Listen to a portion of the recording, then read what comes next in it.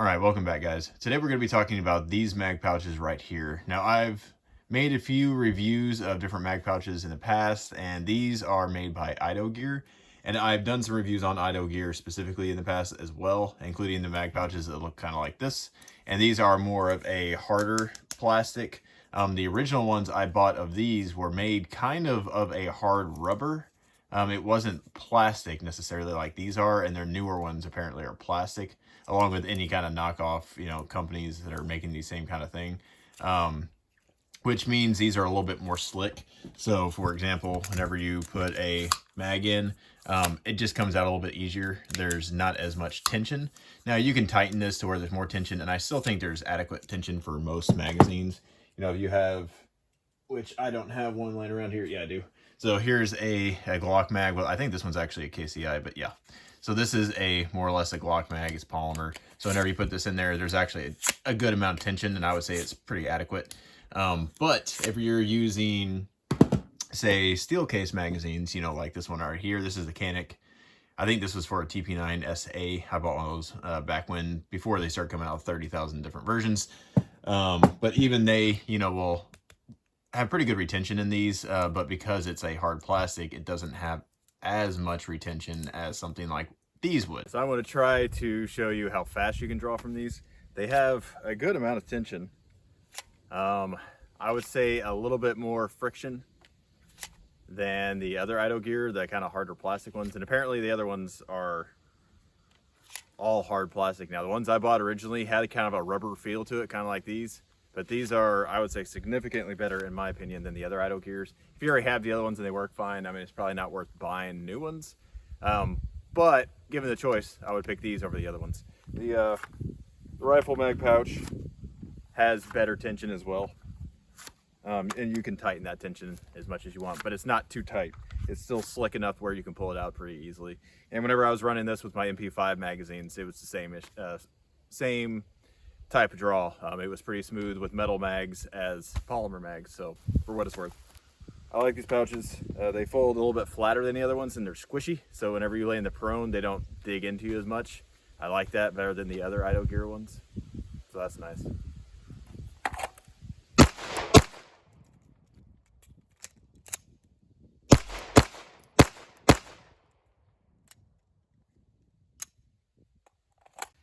But again, show you kind of just a few draws here. I'm going to take fast shots and then just reload as quickly as I can without messing up my shots.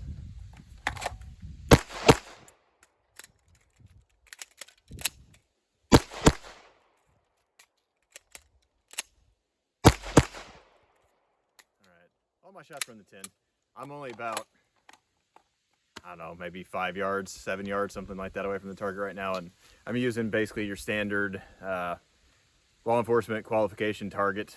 Because why not?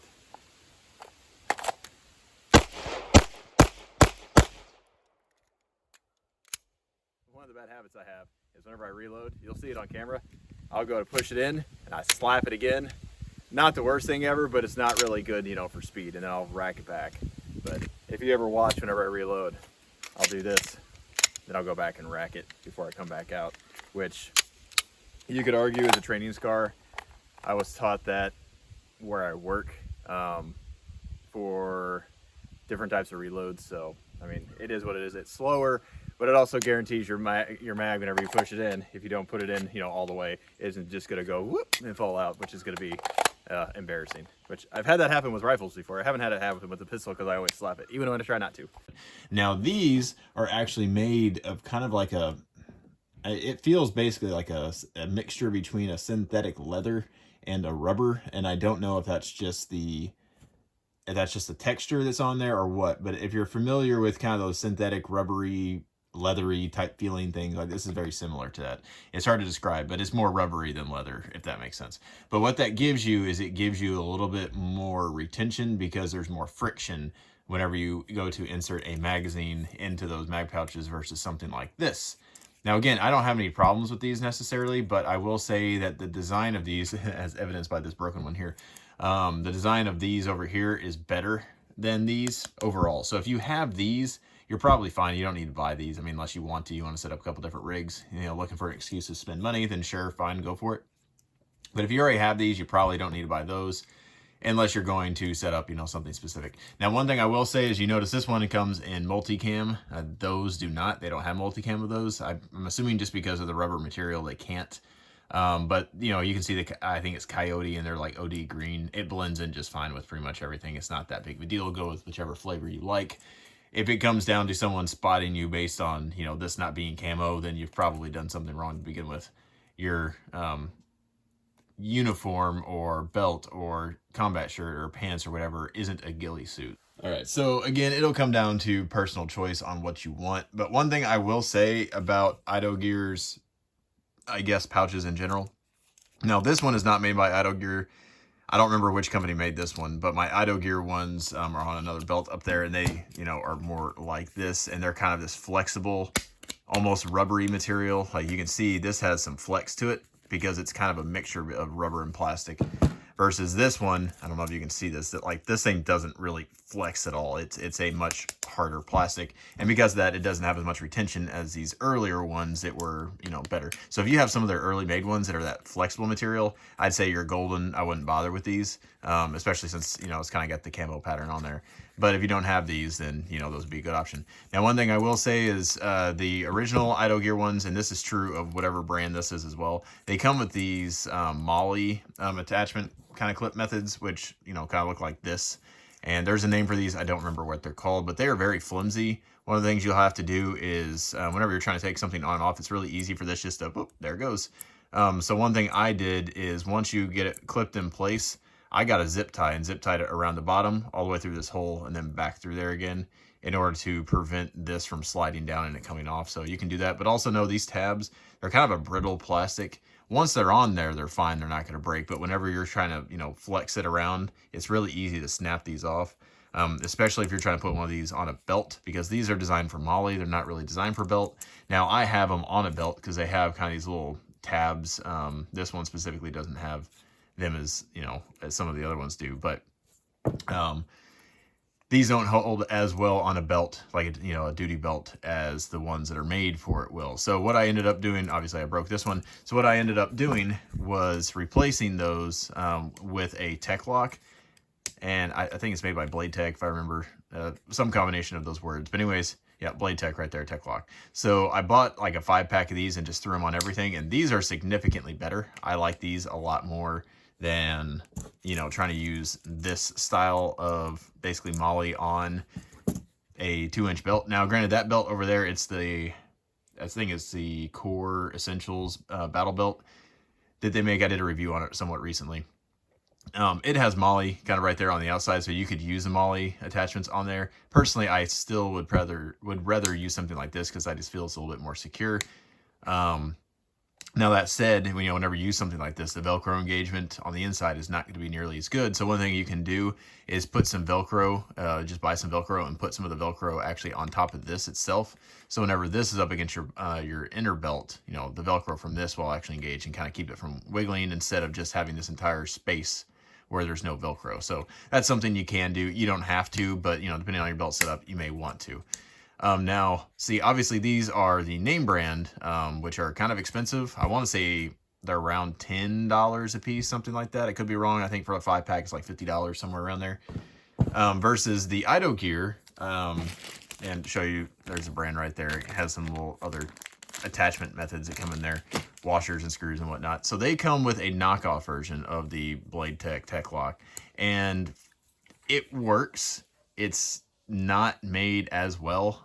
You can tell that like the plastic is a cheaper plastic, but essentially it works the exact same way. It's just kind of a knockoff. Now, I will say that this little lever here is not as tight.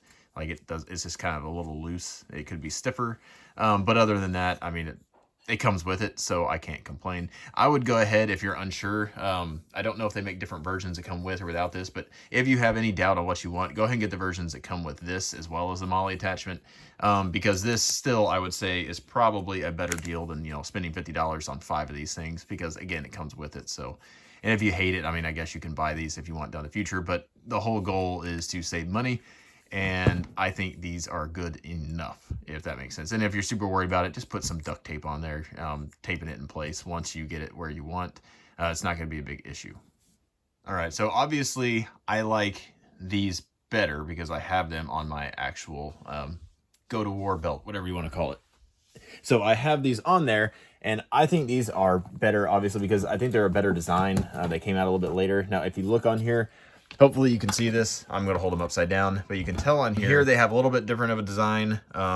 You pinch in on this right here, and then this whole thing kind of slides out, and I think you have to pull up on this little tab to pull it up. So it's a little bit more secure, so I like that. Also, these, as you can tell, are looped on this one. They're looped through the MOLLE. I would prefer to use the belt attachment, but I use this because I didn't want to give up Velcro engagement. Now, again, you could put Velcro, you know, on the inside of this once that's attached, and yeah, that would solve it, but also that would make it stand up a little bit, you know, higher. So everything has its pros and cons. Plus, I just didn't want to mess with it. It works fine. If these snap, I'll let you know. But these over here on the pistol ones are actually designed for a belt, and you can buy them with a belt mounted option, you know, like this, or they'll come with a belt mounted option like this. And so these, as you can see, actually have a little tab. Hopefully you can see that right underneath the belt to keep them from moving up and down, versus whenever you have this style right here, you know, that is more or less meant for MOLLE. These can actually slide. I don't know if you can see this or not. These will actually slide up and down a little bit. Now they have some, you know, random teeth kind of in there to kind of prevent them from doing that.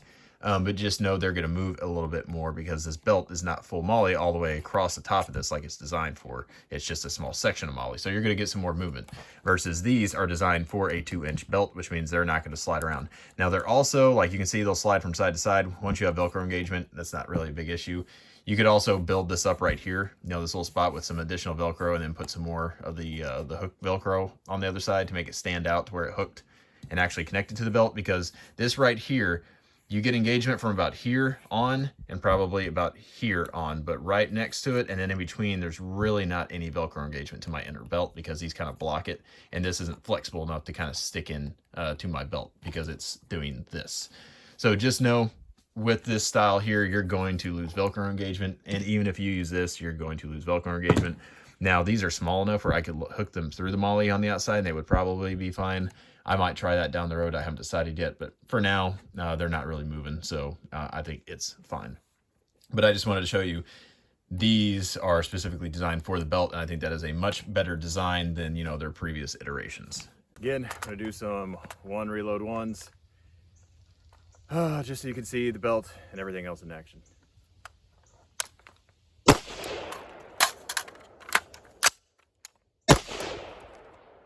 And I do use the safety between reloads. You could argue that's dumb, I guess. And maybe on the context, depending on the situation, it might be, but that's just something I do. I tend to err on the side of caution. Slows me down a little bit. That was a bad grip. My follow-up shots would not have been great. Let's do one reload twos.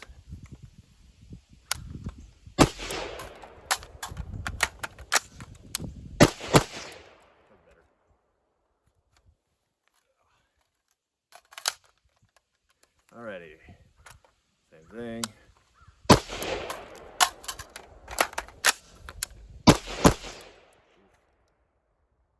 And I have enough for another 1 and 1. I don't know if you could tell or not, but my second shot, I mean, it's still in the tin, but it should have been in the red.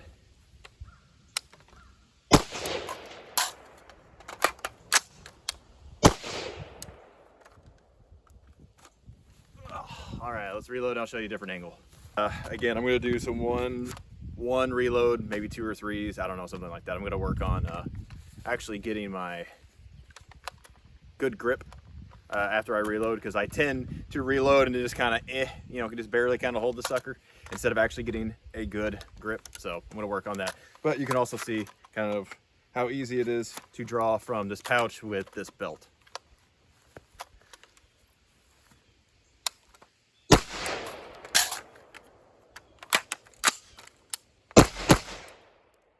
That felt very solid.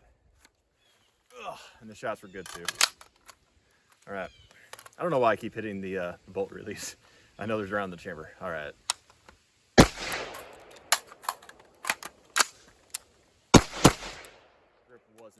good that time, but it was acceptable. It didn't shake too much. That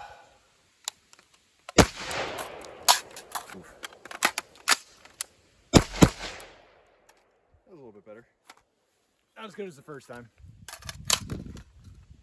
And I almost always, you can see, almost always stick my finger right here on the little ejection port cover and stick it right in between my fingernail and the skin.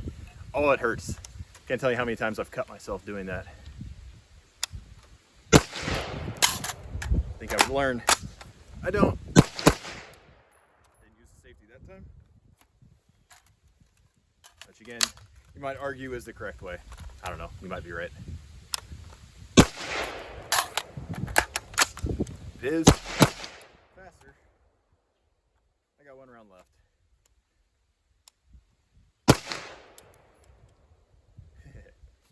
Went to pull off mag, there's no mag there. So hopefully this is going to be a shorter video, but I just kind of wanted to show you these, and I've been using these for the past 3 months, maybe, something like that. I've had quite a few range trips with them, and I like them quite a bit. I'll try to insert in some footage, you know, throughout the video showing me using these things, but I've used them for a variety of different, I guess, gun platforms, magazines, whatever you want to call it. But I've tried them on all these different magazines. This is an ETS magazines. I wouldn't suggest buying these because they malfunction on not brass, but steel cased ammo, as well as aluminum case ammo when it comes to their pistol magazines. With brass case, I've never had a problem with these, but because I have problems with steel case with this, I won't buy these anymore. Same with the ETS clear pistol mags. They also work fine with, this is a, I want to say it's a Command Arms CAA. I think they're made by, I want to say they're made in Israel. I bought these a while ago. I wouldn't advise buying these mags either, but you know, this mag pouch does work with these. I will say I do like these magazines. If you're looking for good range mags, they won't break the bank. These Amin second or Amin 2, whatever they're called, magazines, they're kind of flimsy, but they are 100% reliable. I've never had a malfunction out of these things. As you can see, there's tons of dirt and everything in these because I use these all the time. These are my dedicated range mags for the most part. But as you can see, hopefully, I don't know if you can hear that going in and out, but it is grippy. So there is a lot of friction going in. Here's a USGI mag. Hopefully you can see this. This is a really old one that had the whole law enforcement only somewhere inside. I found this in a gun shop one time. I thought it was cool. That one's even snugger. So now you can loosen, you know, the tension on these if you want to with the bungee. I didn't. I left it where it was. Here's a Lancer. Not as much grip. That one actually comes out a little bit smoother. And I will say the Magpul ones are super grippy as well. So here are some Glock mags. I think these are knockoff. I want to say these are KCI or Con mags. I don't remember. But they are very snug. And when I say very snug, they're not too snug. They're just the right amount. Now, one thing you could also use these for, and I found this out. This is actually why I ordered them, is I bought an MP5 or a version of the MP5. And I wanted a magazine pouch for these MP5 pistol, or for these MP5 magazines. And I didn't want to buy specific ones for it. And as you can tell, these fit perfectly. And because these have a little bit more tension than this does here, this magazine is going to be top heavy when it's fully loaded because it sticks out so much. And the same is true of like a 33 round Glock magazine. Because it's so high, it's going to be, kind of top heavy, and you're going to want more friction to make sure it doesn't fall out. Because if you're using something like this and it gets snagged on something, or it's really top heavy, you're just not going to get as much friction in this, type, because it's hard plastic, as you would with that, because it's more or less a rubber type material. So I'll insert some video footage of me shooting with my MP5 using these magazines, and it worked really, really well. So if you're wanting to set up a belt for an MP5 specifically, just put these where you'd put your rifle magazine pouches, and then you can put a couple pistols, in front of that, or whatever you wanted to do. But as a MP5 pouch specifically, it works very, very well. All right, so pulling out my MP5 again, just so you can see the concept. If I was to run an MP5 like on a battle belt, I would not have my mags here. I would move them over here where my rifle is, because this is going to get in the way of plate carriers and stuff. Granted, I don't think PCCs are really the best options when it comes to actually, if you have time to put on kit, grab a rifle caliber, not a pistol caliber. It's better than a pistol, but it's not as good as like 300 Blackout or something else that can get just as short, have just as good of ballistics. Yeah, just my opinion. But that said, this gun is a lot of fun. I'll just shoot it a little bit so you can kind of see, and I'll go for, you know, a reload on here so you can kind of see how everything works together. But this gun does not recoil. I love it. The safety's not easy to disengage. It's not easy to like thumb back in place. It kind of over travels a little bit, which it has a little detent or divot or something on the receiver to prevent that. But this gun was designed, what, in the 70s? I'll make an exception for it, I guess. Oh, doesn't have a last round bolt hold open.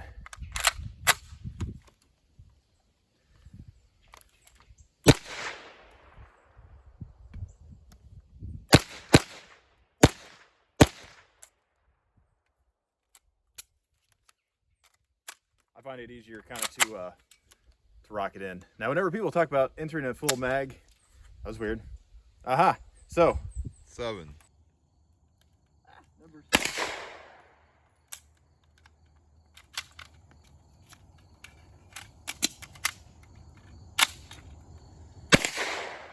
2.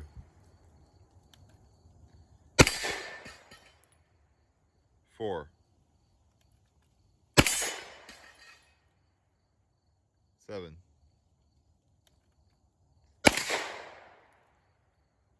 6.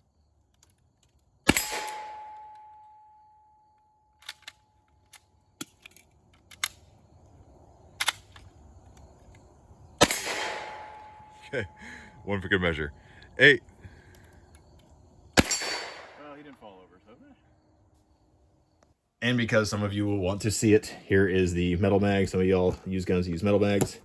There is plenty of friction there. I would say it's probably, I would say it actually has a little bit more friction on the metal mags than the polymer mags. So if you use, you know, USGI metal mags, the aluminum or the steel ones, you're gonna have a little bit more friction. And same thing is true of metal mags. So if that bothers you, you know, get this type instead. But if you like the friction, obviously these are a good choice for you.